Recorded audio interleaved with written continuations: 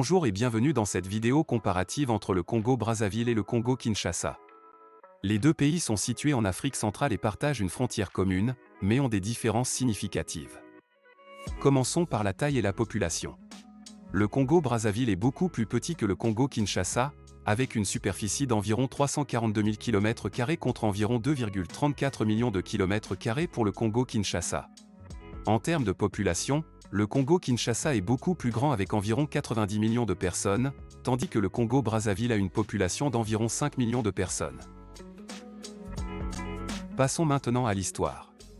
Les deux pays ont une histoire coloniale différente, l'un étant été colonisé par la France et l'autre par la Belgique. Cependant, après leur indépendance, les deux pays ont suivi des chemins très différents.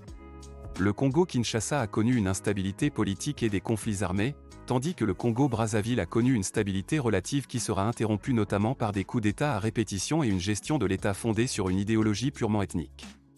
On retiendra qu'au Congo-Brazzaville, le Parti congolais du travail, PCT, a instauré un régime socialiste et centralisé dans les années 1960 et 1970.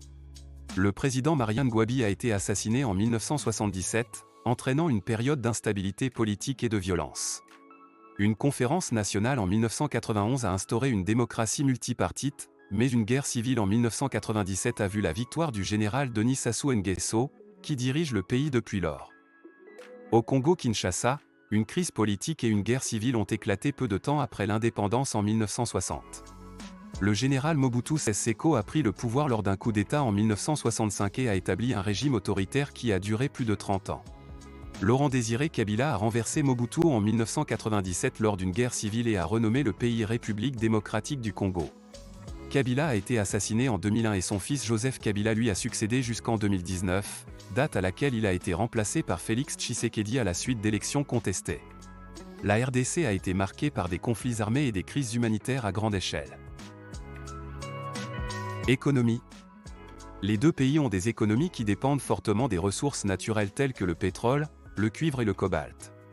Cependant, le Congo-Brazzaville a une économie plus stable et diversifiée que le Congo-Kinshasa.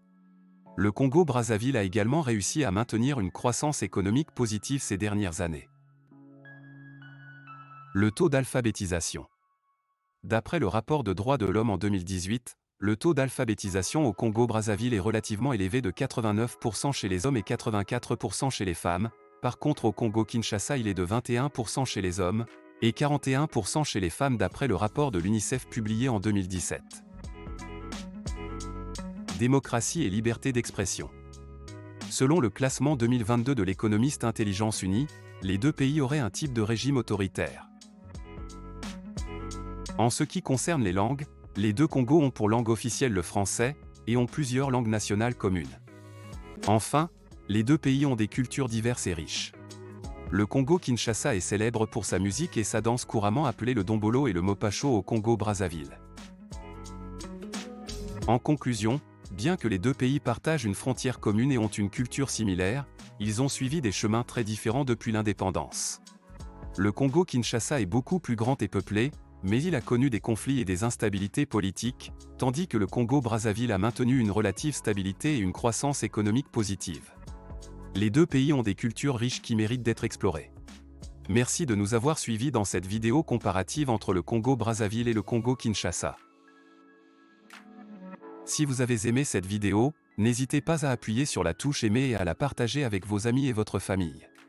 Si vous avez des questions ou des commentaires à partager, n'hésitez pas à les laisser dans la section des commentaires ci-dessous.